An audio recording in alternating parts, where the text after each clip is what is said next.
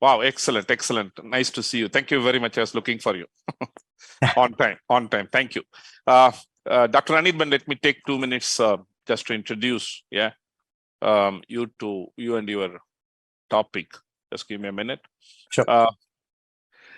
Once again, a warm welcome to this next session, which is going to be moderated by Dr. Anirban Ghosh, Data Protection Officer, British Telecom India and Asia, Middle East and Africa.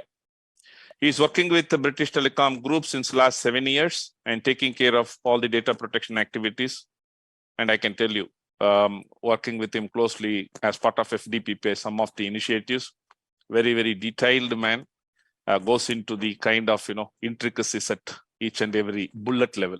Quite interesting. He has got a rich experience in behavioral security management, cyber security, risk and compliance, trainings and awareness sessions, data protection investigations, and etc. I'm sure it would be a great session.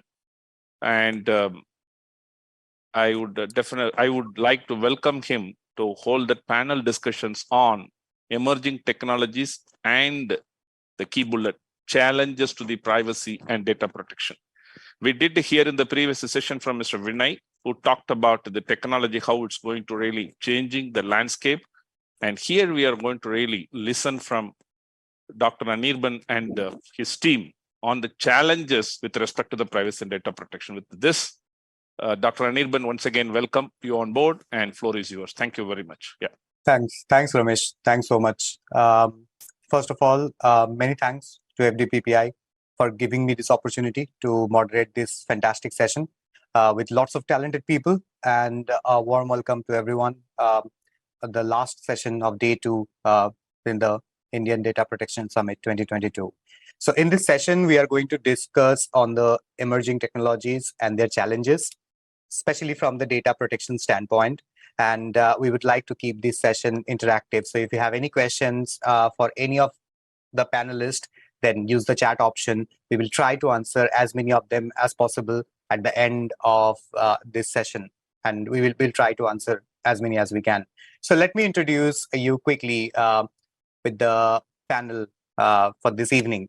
Our first panelist is Dr. Monica Adya, who is the Dean of Rutgers School of Business, Camden, USA. She's a skilled administrator and a noted scholar in information system. Her research interests includes participation and experience of girls and women in information technology careers, decision system, forecasting support system, and Dr. Monica has recently received international recognition for her pedagogical innovations. So welcome and a very, I think, good morning or good afternoon to you, Monica. Morning, Anirban, and thank you for doing this. Thank you. Thanks. And our next panelist is Eleanor Dorset. Eleanor is the DPO at Best Companies, Wrexham, Wales, UK. She has 20 years of experience across Bank of America, Fair Finance UK Limited, Data Pacific Limited, and Best Companies. Her core competencies include UK GDPR, compliance, cybersecurity, legal, and employee engagement. She actively involved in various global forums for sharing the knowledge in the areas of data protection and privacy awareness creation. She obtained NVQ Level 4 leadership in theory and practice credential from Cardiff Metropolitan University. She's also given her time as a volunteer to the empowerment of young girls through Girl Guiding and to spread the awareness of cybersecurity through CyberWells. Welcome to the IDPS 2020, Eleanor, and a very good afternoon to you.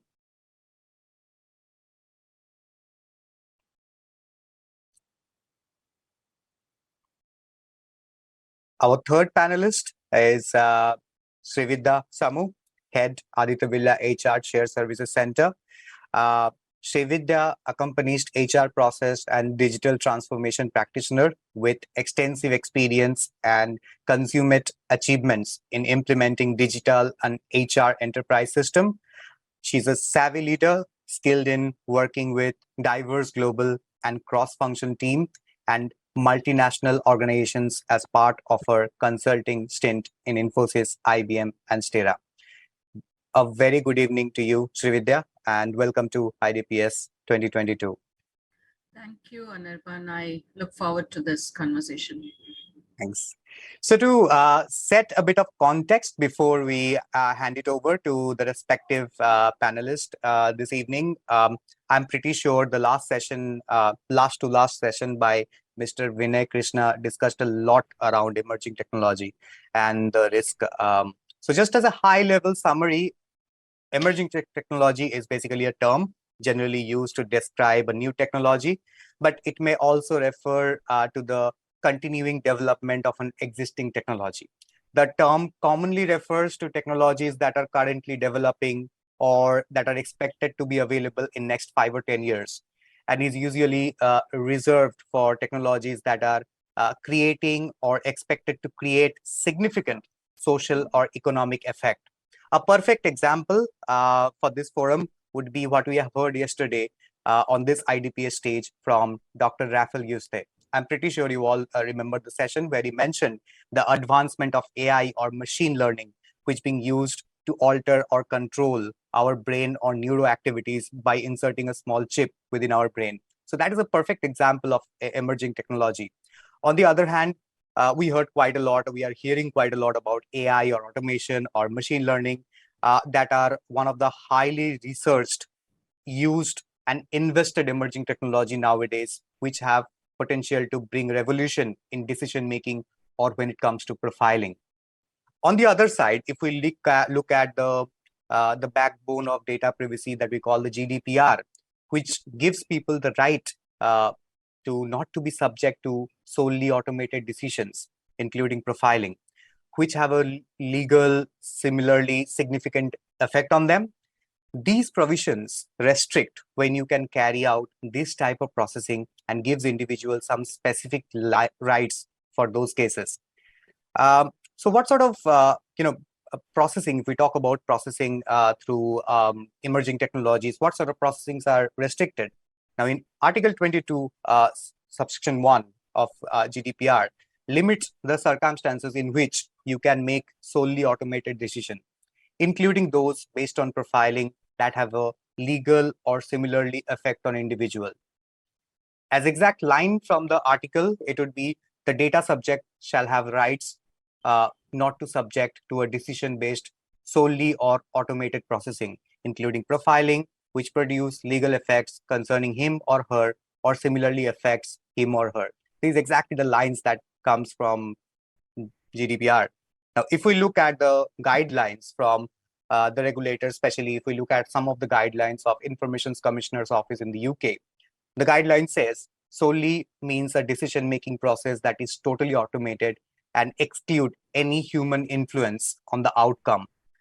A process might still be considered solely automated if a human inputs the data to be processed, and then the decision-making is carried out by an automated system. As an example, a factory worker's pay is linked with productivity, which is monitored automatically. Now, this decision about how much they will get paid or how much pay the worker receive for each shift, that comes automatically from the data collected by their productivity. Now, this is an example of solely automated decision making.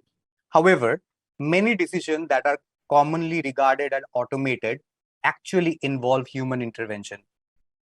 For example, an organization issued a warning to an employee for late to work after verifying the automated attendance report. Now, in this case, maybe the attendance being captured automatically by the clocking in system. However, the report being verified by several departments like operations, HR, then only the employee being issued a warning. So in this case, this example cannot be considered as solely automated system. Now, these are a couple of examples which I gave to everyone just to set the context and to understand what we are going to talk today. This is definitely not limited to what I said, but this exactly will give you some sort of glimpse or hints that what we are going to talk about here. So now we would like to have an expert view from our panelists for this evening. What is their view on emerging technologies and their challenges in the data security, data privacy standpoint. So if we start with Dr. Monica, over to you. Thank you, and Dr. Anirban for a very comprehensive opening to the session and for inviting me to be a part of the esteemed panel. I'm going to approach, the question we're grappling with is the power of emerging technologies and the protection around consumer and data privacy. So I'll approach this a little bit more fundamentally. So first, we are discussing this topic today because of the exponential growth in our technical ability to collect, store, and process vast amount of data. This technological advancement has spurred a proliferation of emerging technologies, including AI, machine learning, blockchain, and of course, their applications such as metaverse. So my first point is that these technical capacities are going to continue to increase. Emerging technologies are going to continue to emerge as well as their applications. And so these are here to stay. And along with these technologies and emerging technologies in particular, concerns around data privacy, protection, and security are also here to stay. So this is a fundamental issue that we are going to continue to grapple with as newer technologies emerge. And unfortunately, what we've seen, at least in the US, is that the laws have not been able to stay up with the progress in emerging technologies as much as we would have liked them to. The second point that I'll make is this computing power that I'm referring to elevates our ability to algorithmically analyze and monetize personal information at levels that are making us increasingly comfortable. And there's so much to say about data monetization because companies are benefiting so much from it. On the other hand, algorithms have become more complex than even a decade ago, if decade is even a time frame in case of emerging tech. But the mechanisms we are using to develop and train these algorithms are outdated. And I think Vinay in the previous session alluded to that a little bit, especially in how we are curating data that is used to train our algorithms. And really, algorithms are only as effective as the data that we are using to train it. So historically, consumer data is being used to train these algorithms. And by using this historical data, we are creating bias in the algorithms and how they deliver decisions on future instances. So for instance, in the US, there's been numerous cases that highlight bias that has been introduced because of AI and machine learning algorithms, example being eligibility for kidney transplant. So if you take that, almost a situation of life and death and talk about automated decision making that's coming from what may be biased algorithms, we've got a fundamental problem in addition to deal with. So my second point here is that even with the emerging technologies, a fundamental challenge that still remains for us is that our human biases are still weaving their way into the algorithms that shape our AI, machine learning, and other applications. The third point I'll make is that at this point, now the contradictory side of what I'm saying is the benefits of emerging technologies are outweighing the disadvantages at this point. So if you consider the COVID-19 vaccines, it's a phenomenal case of how there was scientific advancement in the mRNA technology. That's one part of it. But the second part of it is the massive amount of AI and machine learning that went into data processing at the back end of these vaccines.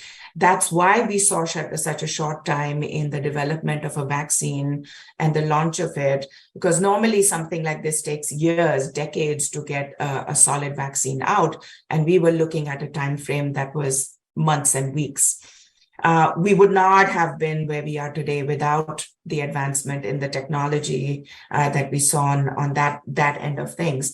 So there's that advantage of these emerging technologies we talked about, we are aware of, but moreover, these advanced technologies are also offering solutions to data challenges that we are facing. For instance, when Vinay spoke about anonymization of data and pseudo-anonymization of data in the previous session, AI can go a step further and support synthetic data generation that replicates real data without reliance on personal data. Machine learning can explore patterns of consumers wanting to be forgotten and help develop policies, organizational policies that support that. So my third point here is that keeping in mind the benefits of emerging technologies, it is to the greater benefit of society if we find solutions to the data privacy challenges rather than resist the adoption of emerging technologies. Now, I'll bring in the legal side, but I've got two colleagues who are more experts in that space. Data privacy laws such as GDPR and the California Consumer Protection Act, they pose interesting opportunities and dilemmas for emerging technologies. For instance, both these laws have provisions for stating the purpose of data collection and giving consumers the right to request only minimum data or not be or the right to be forgotten. And there are provisions in these that require companies to forget the data after a certain amount of time. The challenge that comes in is that AI and machine learning and algorithms benefit from these large sets of data and the pattern discovery that comes from it. And unfortunately, the provisions of the laws may limit the powers and the abilities of emerging technology. So seeing the benefits and the challenges, we really have to find solutions that are at the intersection of law, technology, and organizational policy. And that's what a lot of these emerging laws are doing. So I'll pause here, give my colleagues a chance to share their perspectives as well, because I'll learn from them too. So.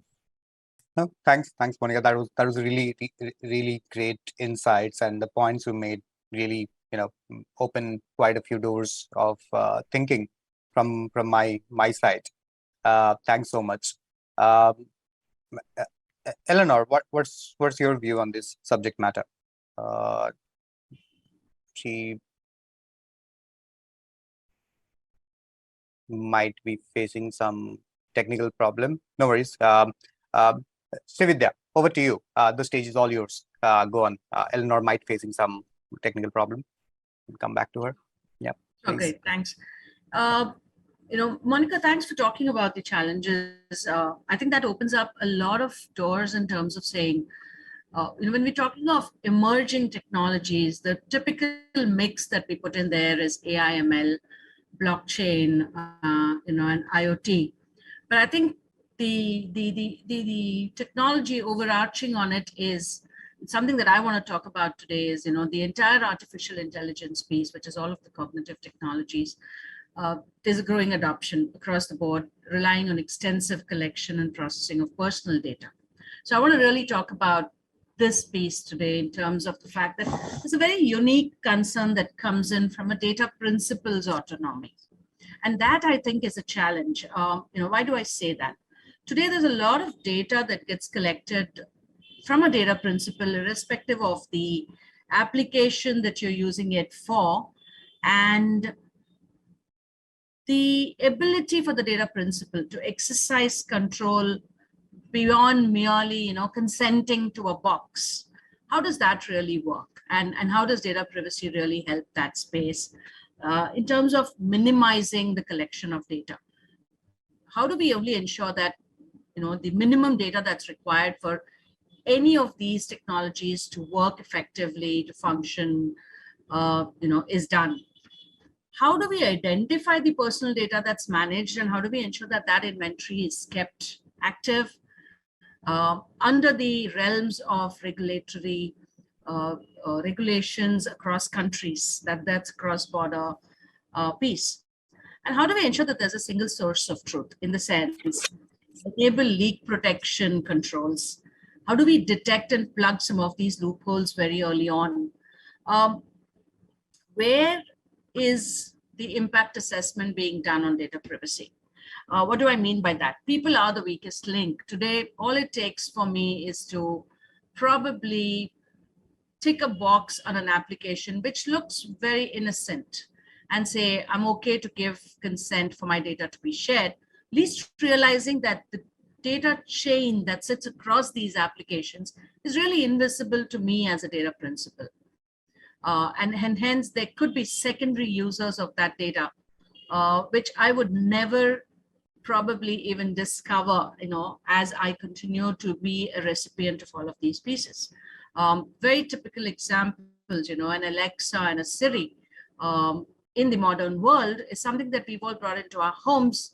Smart offices, smart homes, there's so much of data being collected in those technologies as well. How do I know where this data is being used at the nth and the zenith level? I think another piece that kind of really keeps me wondering as we go across implementing a lot of these technologies in the organization and perhaps also using it in our daily lives is the fact that our business models are changing very rapidly. What do I really mean by that? What starts off as a principal business model of maybe a food chain, maybe a hotel, in the food space, kind of moves on and starts looking at offering technology interfaces to do multiple other things. Let me give you an example. Swiggy as an app in India really started off as an aggregator of food. When we started off with, you could easily order food, and hence a lot of consumer data continues to reside there. Very soon, Swiggy moved on to do a whole lot of other things in terms of delivering grocery, medicines, collecting medication from practitioners and bringing it to your home. Now, there is one principal approval and consent that you've given, but really the regulatory category changed the minute Swiggy kind of extended that business model to do a whole lot of other things. And how do we then really understand the lines between categories and classification of services and products? I think also continues to be a challenge, in this space, the way I see it. So really, if I had to talk about very quickly another emerging technology, it's 3D printing. Now, if a 3D house crashes, who's to blame? Is it the supplier who supplied the design, the manufacturer who printed the house parts, or is it the manufacturer of the 3D printer itself? And I think here lies another challenge for us to really look at it from that perspective. So, I was looking at all of this and wondering, we do have the GDPR and we do have laws across countries. And I think most geographies across the world have really started looking at this. We have DEPA in India now, and I think the big difference I see in the DEPA as someone who consumes it, someone who is a practitioner of implementing digital technologies, is the fact that unlike previous layers, that were predominantly technology, I think today DEPA brings a techno-legal framework to it, which means the individual does have the power to exercise greater autonomy, how their personal data is used. So coming back to the moot topic, I think there's a lot of cross-border synergies that data privacy still has to address in terms of how do the various regulatory frameworks across the globe really converge, and how do we draw some of these synergies? And I also think in terms of the principle, the data principle, how do you continue to educate and keep the data principle informed of the deep impact of some of these changing business models and the very sheer change in the way AI algorithms have been written or continuing to be written in the open source world? I'll really stop here. It's a topic very close to my heart, and I could go on, but that was something that was going on in my mind when we were talking about this. Thank you. Yeah, thanks, Yuvita. That was really the something even I was thinking to bring up. So thanks to bring it up on the table. I do have a question exactly on these lines with you. So with the advancement of let's consider AI, which is the most discussed and invested subject in the technology market now. So as a professional, you know that if you are bringing a technology or bringing a new technology in, you conduct an impact assessment, a privacy impact assessment. Yes. Now, for example, you are building a or you are leading a AI program which does not process personal data at all, which just involved in some different sort of activities, and that is something you have documented in maybe within a PIA or maybe within a solution impact assessment, whatever was required. However, do you think it would be a challenge for these kind of program when they are processing, billions of data, to segregate the data, which one would be personal and which one would be non-personal? Because the moment personal data gets involved, a lot of legislation start getting applicable on that particular solution. Now we have seen in the last draft of Personal Data Protection Bill 2021, recommendation by the Joint Parliamentary Committee in India, they spoke about to remove the personal word from the bill and make it a data protection bill. So they are not only talking about personal data, but also talking about non-personal data. So I would like to understand from your standpoint, do you think it would be a challenge, or it would be better if the legislation be a little bit a little bit understanding from this challenge standpoint, or the developer should need to look at the solution, that the solution need to be able to differentiate the data classification itself? Yeah. Okay, that's an emerging space. I think it's a great question, Anirban, and I'll attempt to answer that. I think when it comes to building AI models, and if I had to really talk about it technically, is there really a challenge in between identifying what could be a personal data set and what could be a data set that really doesn't get governed by legislations that talk about personal data sets? And we're really talking about humans here. I would think it is by far today led by the legislations. So, if we go back to the GDPR today, we are all governed by these data sets called personally identifiable information and also sensitive data sets. So pretty much at a developer level or at a technical stage, pretty much we governed by these legislations. Now, let me try and take an example here. Let's say, for example, there is an AI that's churning large amounts of health-related data, more in the research and development space. And it is depersonalized information. So it's only got test results of a lot of blood tests and then maybe a lot of other, biochemical tests that have been performed on a certain set of people. And let's say there is a masking of that data.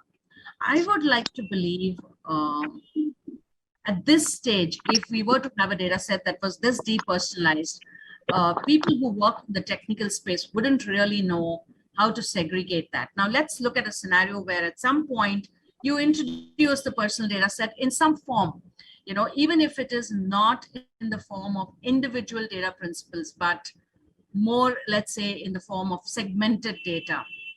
I think there lies the question of, am I really able to differentiate and call out and say, these models do not really impinge on the borders of what is identifiable information for an individual. So, I think that's still a challenge. In the AI world, if we were to build models, we would pretty much need the legislations to define what really calls that out. I don't think independently by the data set itself, if I was to get a data set, we would call out, we'd know what that looked like.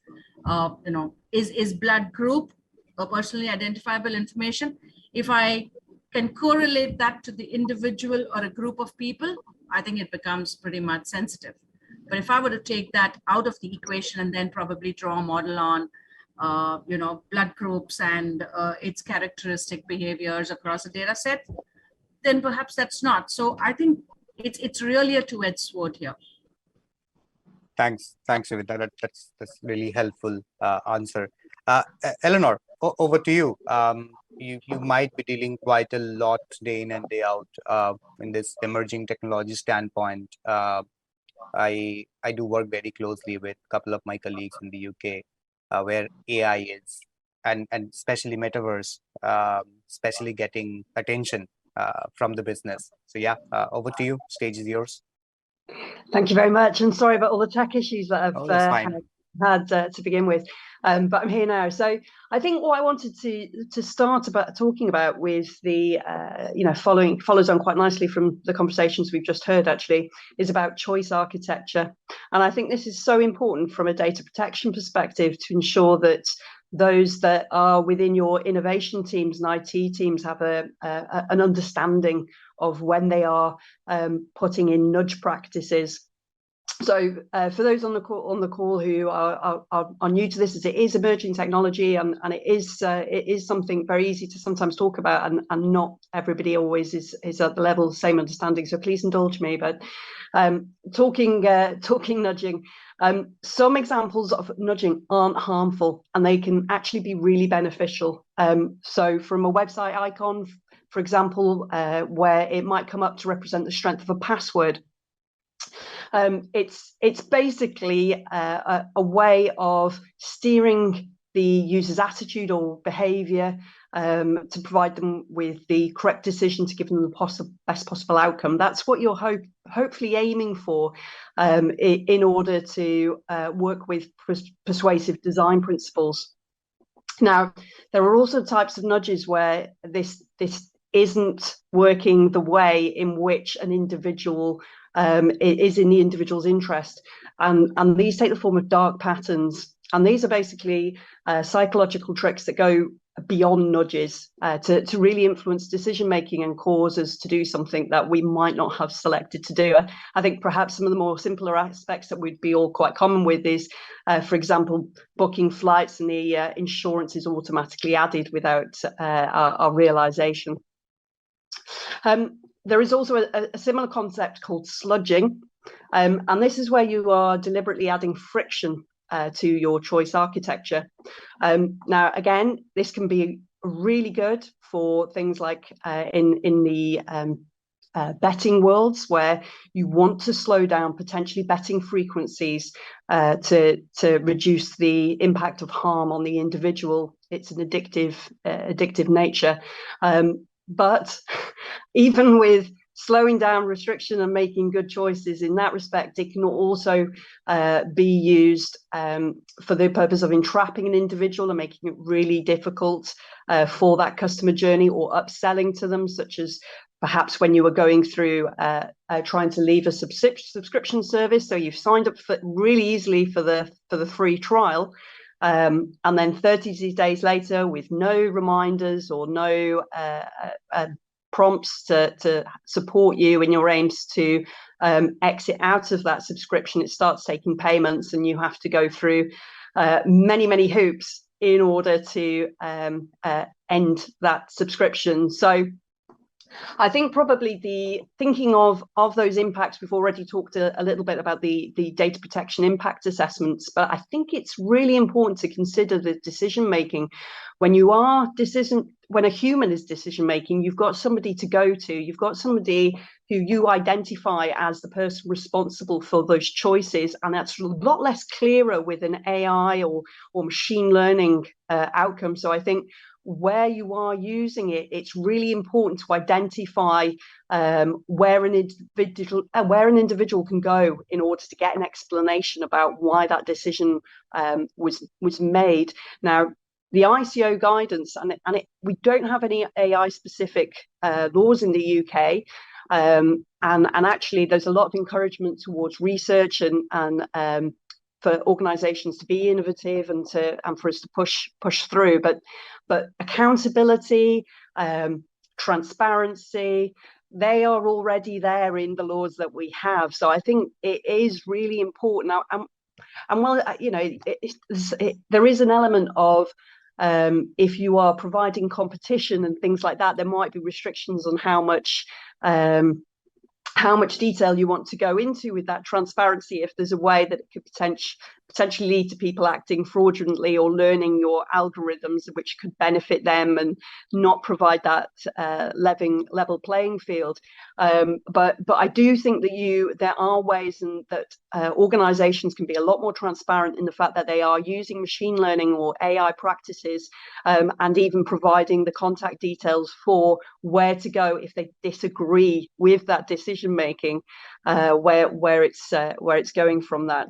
So I think that's probably the biggest sort of learning and impact that we can have as professionals within our organizations as we look to move towards this technology, is that we consider what technology is taking place. We speak to the individuals that are creating this, because a lot of them don't necessarily see the harms. They see the benefits for the business, where they're all very familiar with knowing the legitimate interest term and not necessarily realizing that actually, you know, where it's potentially harmful decisions on an individual, or it's making either a financial impact or what might seem to them as a small trait, and it's down to that individual to notice. The whole point of these nudges that they are more subtle and they're underneath, and that makes it very difficult from a legislation and even from an ethics point of view, in terms of regulating. So I think while these laws are evolving and catching up, I think we have to be very careful in terms of the way setting the right tone and providing the right messages and supporting those organizations that we're working with,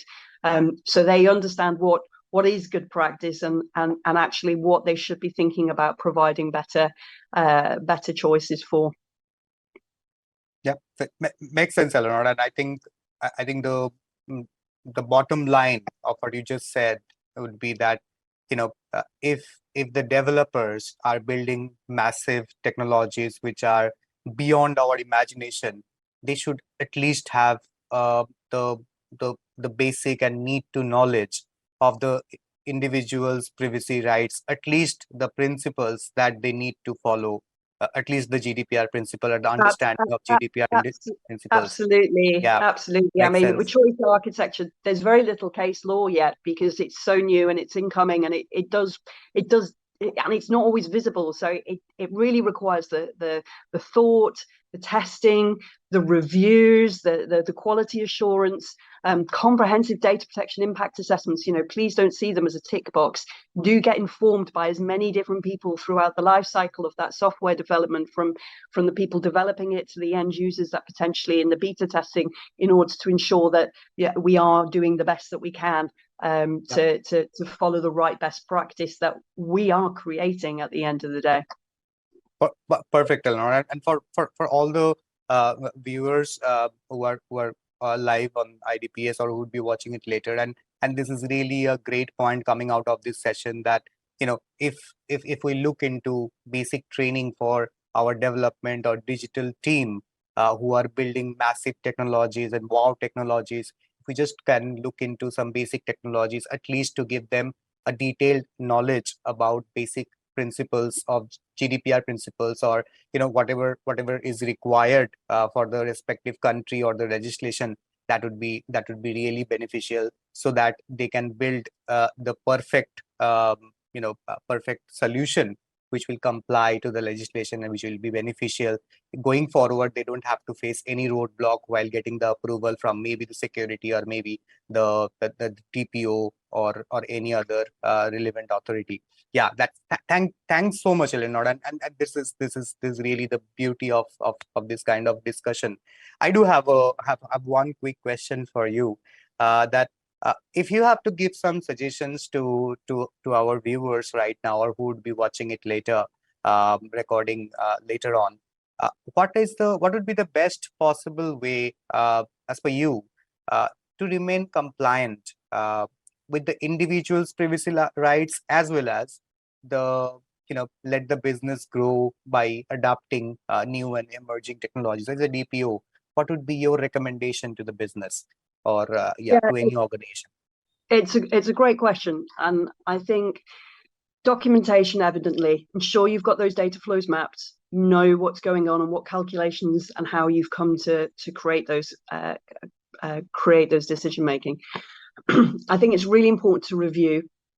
So ensure that you are going back, you are looking at the feedback that you are getting, and you are continually testing, especially with machine learning. It will only ever do what you tell it to do. It's not thinking for itself, but it's quite easy to miss constraints, or especially when other things then start influence those decision making. I know that's the unknown bias has been talked about already. Looking at across country and internationally to see what other countries are doing. For example, the European Union has currently got a draft AI Act. There's a lot of proposed amendments within that, but there's some really interesting aspects of it in terms of, in fact, I wrote it down to reel off to you, if I wouldn't mind allowing me just a few moments. So basically, they have created a draft that is inclusion of a prohibition of an AI system that deploys subliminal techniques beyond a person's consciousness in order to materially distort a person's behavior in a manner that causes or is likely to cause that person or another person physical or psychological harm.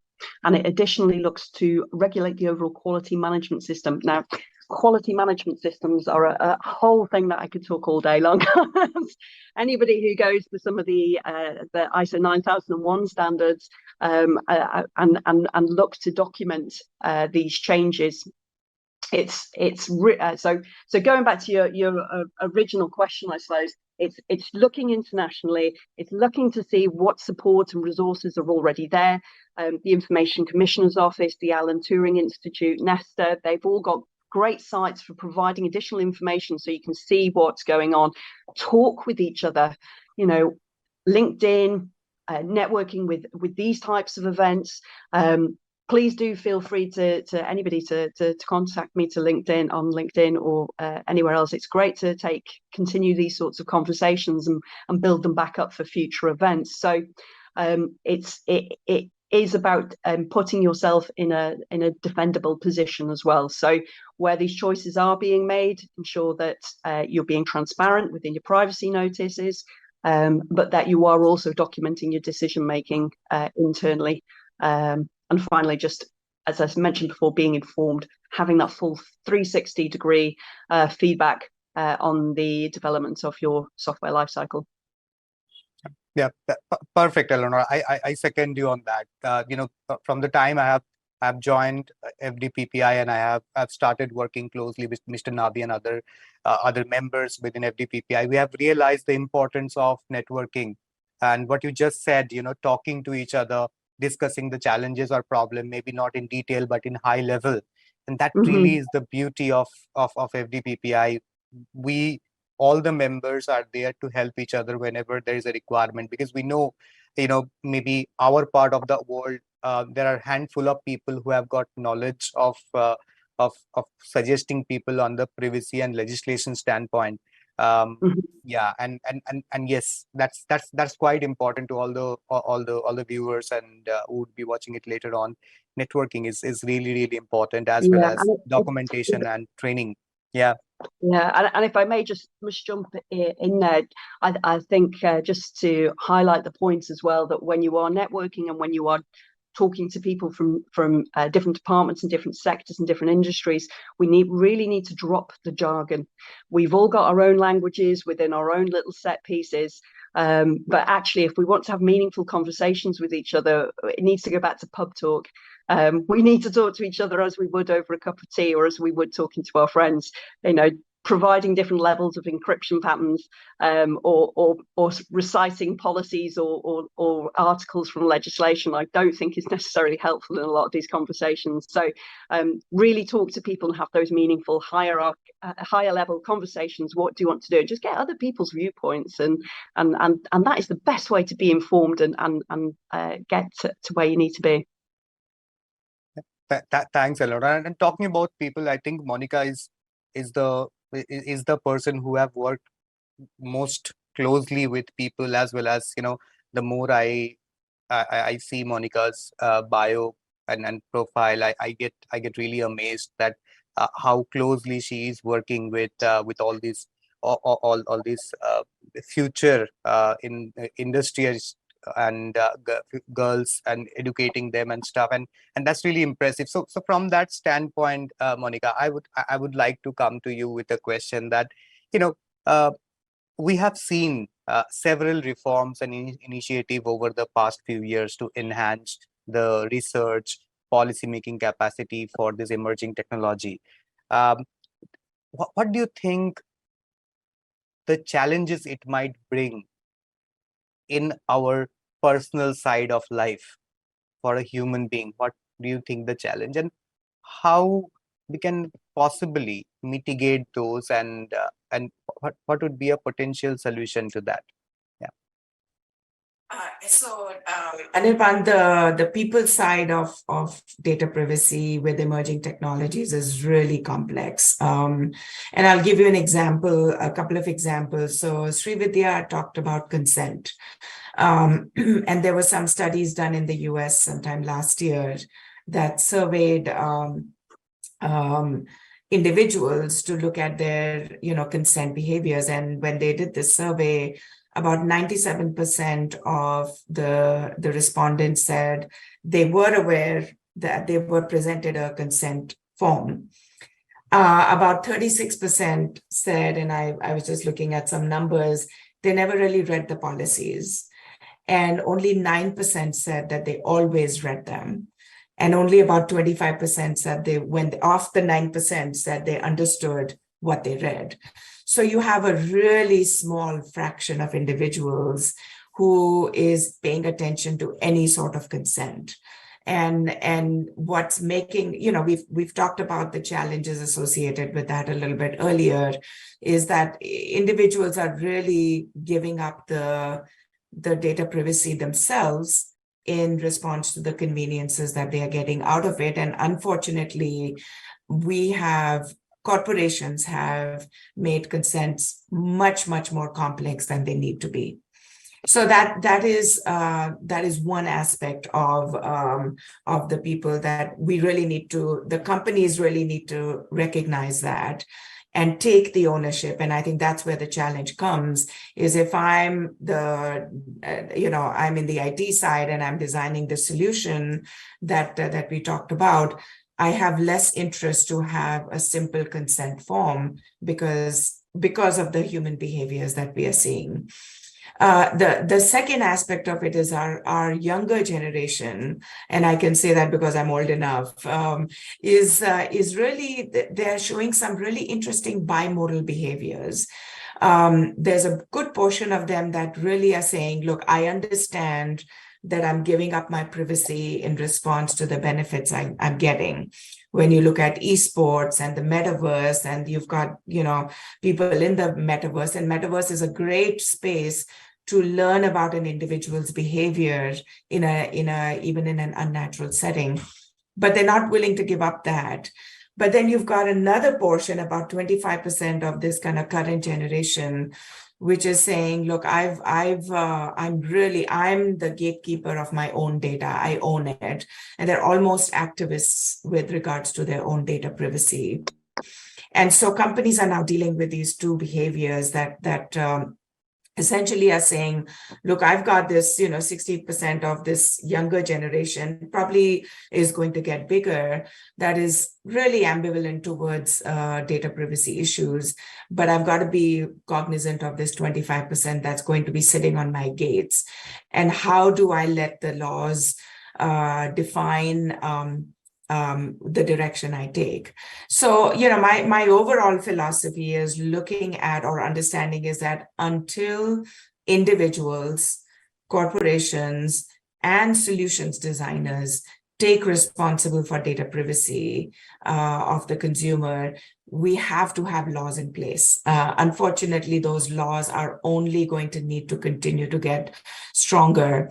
And Eleanor talked about, essentially what is privacy by design, and looking at the entire software life cycle. So there's the educational aspect of people, that is, companies have to consciously make the effort to educate their technical teams. They have to be ready to work with a bimodal consumer population, increasingly so, and the laws that are going to shape what they do. So there's a lot of work that needs to be done in organizational governance.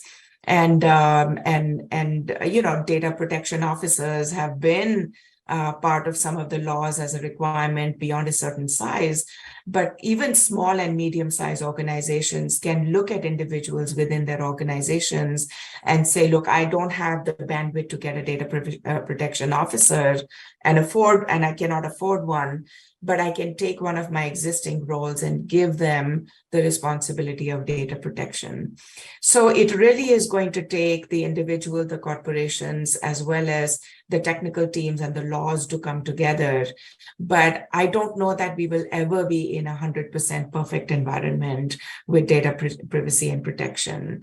And so as long as that happens, as long as emerging technologies happen, we are going to need laws to protect the individuals from the data monetization and the attractions of a data monetization that can happen. Yeah, that I totally agree with you. We have seen that some recently when we talk about consent, we have seen Google getting fined in the South Korea region recently when they have a privacy notice to agree from individual or but the other option, the default choice set by Google while collecting consent was agree. However, it was really difficult for the user to opt out from the collection of the data because the disagree or I don't agree button was hidden behind more options button. So we have seen some recent update coming, companies getting fined for this consent standpoint, and that really connects us with the previous topic that we discussed. When we talk about transparency in a process, so consent need to be transparent and clear, and it has to be given by choice, not by force or by any other mean. That I totally agree with you. On the last bit, just to this discussion is fantastic, going in a fantastic direction. I just want to know if we have any questions from the audience which we would like to ask the panel. Mr. Ramesh, do we have any questions from the audience which they want to ask the panel? Dr. Andrew, I'm just checking. Sure. Just checking because it will be. And can we get Navi sir on stage? Is he available? Yeah. He's there. He'll be coming. Sure. Perfect. Yes. Yeah, Anirban. Yeah. Sir, while Mr. Ramesh is looking for the questions from the audience, I do have a question for you, and on behalf of the entire panel, with your permission, I would like to ask you the question. So you discussed the shape of things to come. So we have seen the similar similar comments from Monica, Srividya, and Eleanor that yes, emerging technology is a need to human being to grow and to adapt the change. Now we have also seen the agreement that yes, nations as well as India has announced several reforms and initiatives over past few years to enhance the research and policy making capacity in the emerging technology domain.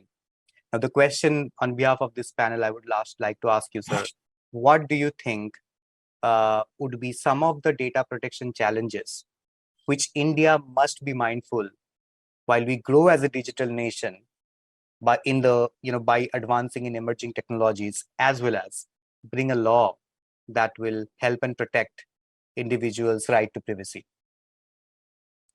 See, technology you cannot prevent expanding, developing, and it will be not ideal also. Okay, technology should develop, but at the same time, technology cannot be allowed to develop like a monster. Okay, so therefore, technology has to be reined in. Now, whether you handle technology related problems after the problem arises, or try to anticipate the problems of a specific technology and try to incorporate some security measures earlier, is the choice which we have. Like earlier, security was always implemented after everything is done. After we develop a software, then we make a vulnerability analysis and then put a patch. Now we are talking of security by design. Absolutely. At the code level itself, security is being done. Likewise, now if we are talking of artificial intelligence, we know artificial intelligence is capable of so many things. One is, of course, automatically it decides. And if the decision is favorable to me, I am happy. I say it has become so convenient. At a click of a button, I can do so many things. It is a matter of very convenience. Okay. But at the same time, it can go wrong also, or somebody else can hack into the artificial system and then make it do something else. Therefore, we come to the area of having some kind of bias assurances. Okay, that is against the bias. Now, that is what is going to happen. That is, the law will allow technology, but it will actually put restrictions in such a manner that somebody has to be accountable for the functioning of that artificial intelligence agency. Tomorrow, you cannot say that the software made a mistake, but nobody is responsible. Machine learning went wrong, or something, perception went wrong. This is the morning also, I was talking about this Uber incident. Okay. Now, who is responsible for Uber incident? Uber is only a user of a software. Of course, it might have been developed by their own team or something like that. But Uber is a management company. It uses a software, and software uses a sensor. Somewhere failure has happened. Sensor did not see the person crossing, or the software did not convert it into a mechanical instruction of stopping the car or something like that.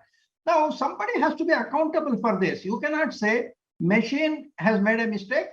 Machine cannot be taken to the court. Therefore, we will forget it. We cannot forget it. Now, fortunately, in fact, this was what I think Pawan Dugal was also talking today, that legal person. Now, can a computer be, or a software? When you say computer, we are actually looking at the decision-making software, not the device. Okay. Now, that automatic device, can it be considered a legal person? And then you can absolve the software developer that he is not responsible. Somebody else is not responsible. Software only is responsible. Put it in jail is not possible. Indian law clearly says that whoever causes an automated software to behave in a particular manner, he is legally accountable and responsible. Causing a software to behave in a particular manner is done basically by the software coding person. Okay. Now, when that software coding person transfers the software to a person, another person who is the owner, he buys that risk. He buys the software along with the risk of that software going wrong. Okay. And of course, if he's intelligent, he will get a contract signed with the software developer that this software will not become rogue. Therefore, or if it becomes a rogue, I will be indemnifying you. The law only provides that kind of assurances. Okay, if something goes wrong, I have to hold another person accountable. So this can be done. You have seen this humanoid robots. Okay, there have been references, a number of references, some of which I have at one point of time I have collated and put it in navi.org, where murders have been committed by automated machines. At least one school of thought is it's a murder. What is a murder? The machine was asked to behaved in a manner which it was not expected to.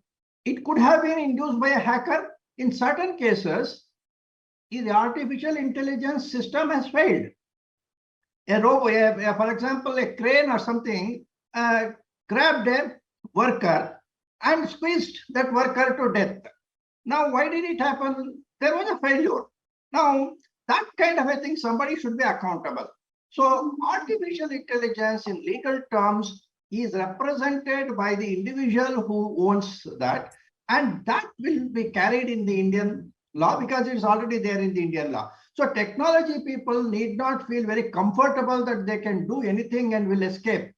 Obviously, their lawyers will fight in the court that this is a technology item and therefore nothing can be done. Some judges may accept. I have seen arguments in the court of law about phishing, saying that SMTP protocol has done it. I cannot do anything. I am a banker.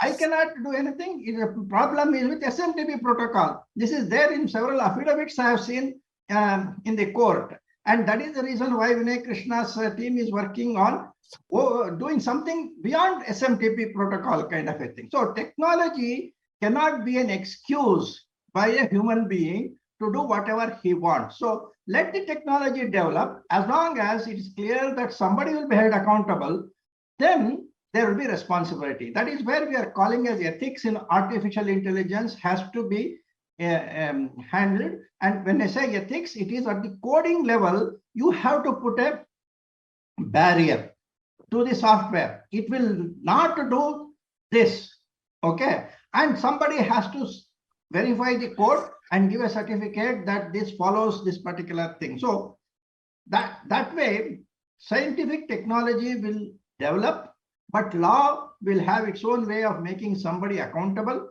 Therefore, both the objectives of privacy protection and this will be done. It is like cars today go at 200 kilometers, whereas earlier it used to go only at 80 kilometers. Then accidents were less. Now accidents are more. So likewise, the technology, but still the driver is considered negligent in the olden days as well as now. Likewise, the artificial intelligence and software will be allowed to develop, but law will always put a question mark. Somebody should be responsible, and that person will take the responsibility, whatever good or bad it is. Indian law will definitely adopt this. Are you comfortable now? Yes, sir. Sir, thank you so much. I think the question sent by Mr. Ramesh, which we got question from Alik, Mr. Ramesh, and Govind, Mr. Govind on the chat. I think you have answered all the questions in a beautiful Absolutely. manner Right. through the answer of this one. Yeah, and thank you so much, sir. I think to summarize what we discussed today for the benefit of the audience is that emerging technology is a need of the hour, and we need emerging technologies to fight things like COVID that Monica beautifully explained. That yes, because of artificial intelligence or advancement in technologies, we are able to fight COVID so fast. Otherwise it might have taken so long, and it might have become things might become worse. So yes. One more point I want to add. Yes, sir. The Please. blockchain disrupted the banking system. So we are trying to see how it can be regulated. If you allow Bitcoin to become a currency, then Reserve Bank of India has to close down. Okay, so there has to be a control on that. Now we are talking of neuroscience. Now, neuroscience has to develop, but at the same time, we are already recognizing the risk of neuroscience development beyond a point. So that's why we are talking of neuro rights. In fact, tomorrow I will be discussing about that, and that is much more difficult than handling a metaverse or blockchain or something like that, because it changes the personality of a person. So let us remember that these are challenges. These are the challenges. Okay, and we have to face it.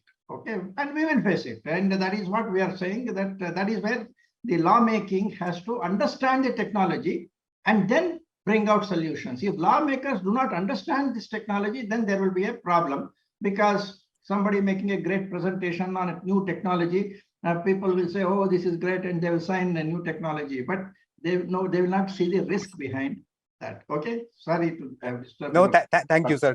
Yeah.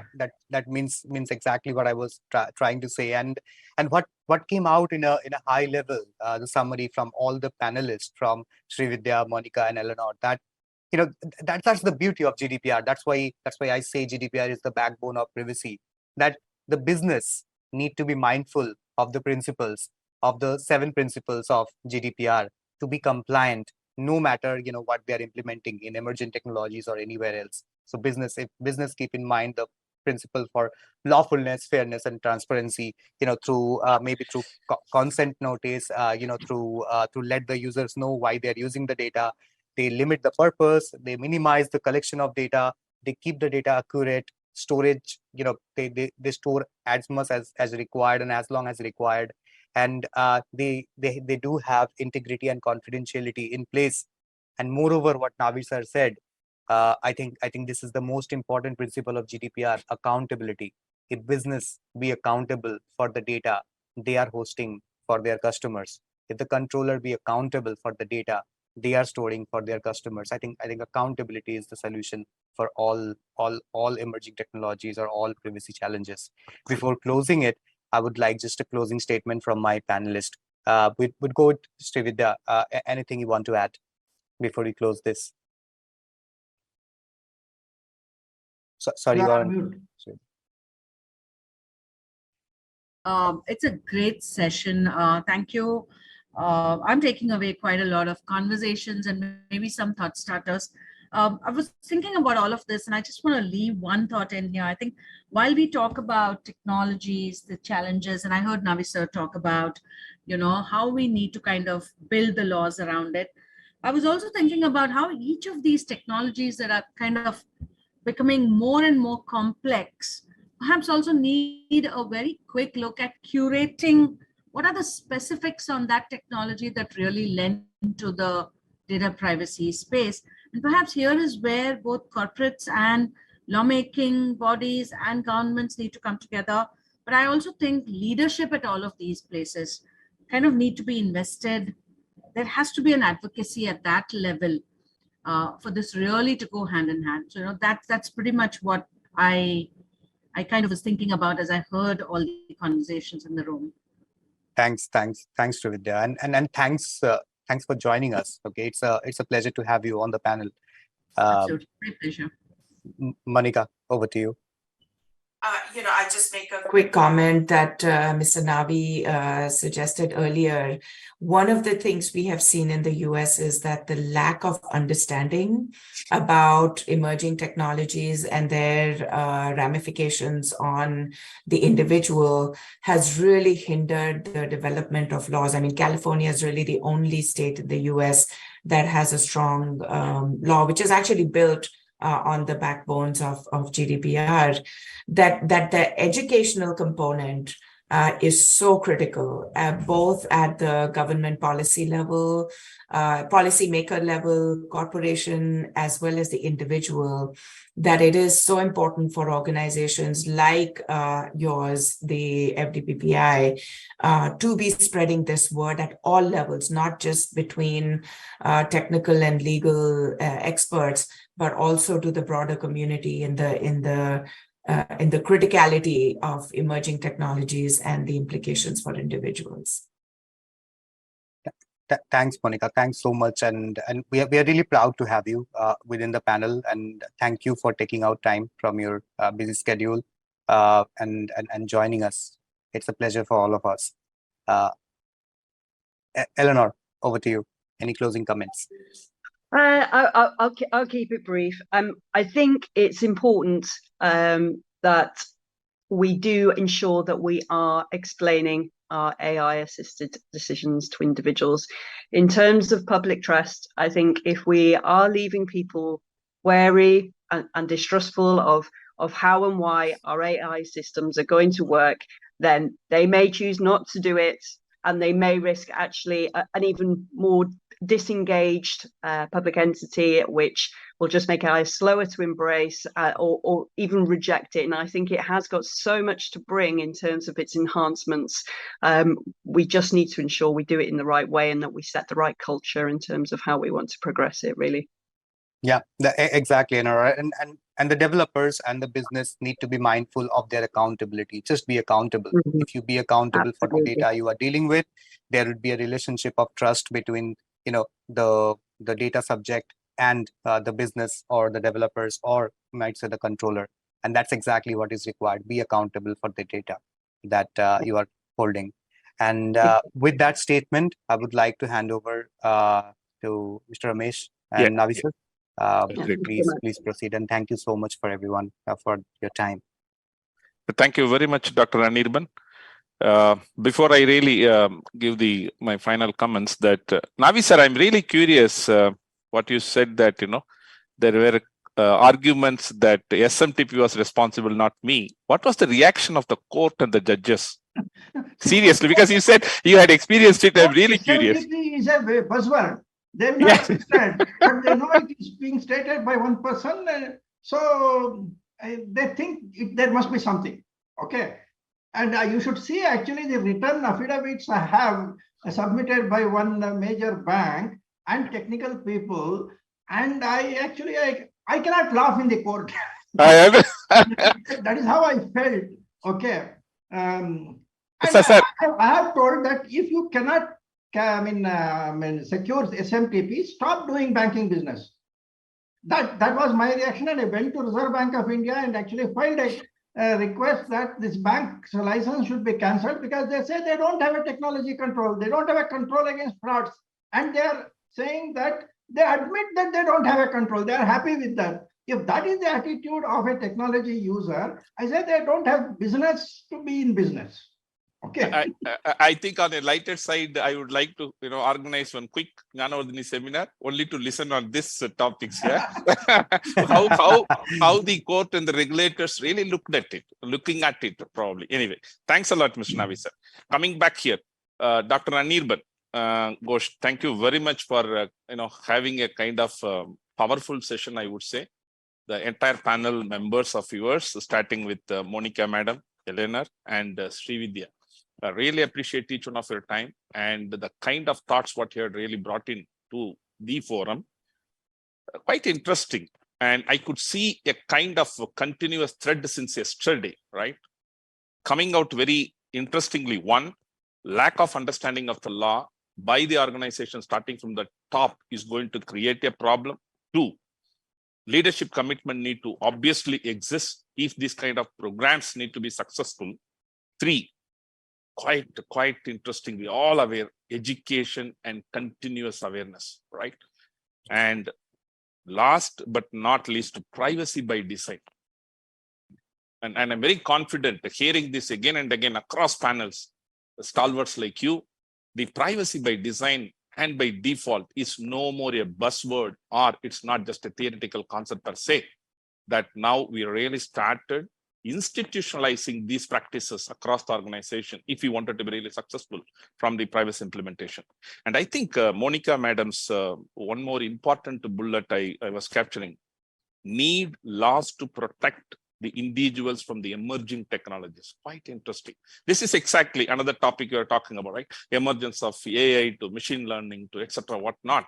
And yesterday, Professor's beautiful video on neuro rights, which Mr. Navi is already spearheading the kind of detailed material on it. I think the team, all of you as a team, had brought in this kind of good takeaway for all of us. And I think that one more excellent session we had today with this audience. I'm sure that all of you are enjoying since 2 o'clock.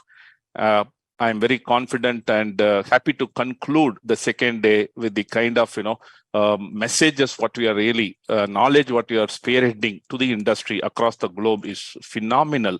And looking forward to have all of you for tomorrow, which is going to be the concluding session. Don't miss it, because lots and lots of new topics which we are going to discuss again tomorrow. Thank you very much and have a nice evening, all of you. Once again, thank you very much. Yeah. Thanks, everyone. Bye. Thank you. Thank you. Thank you.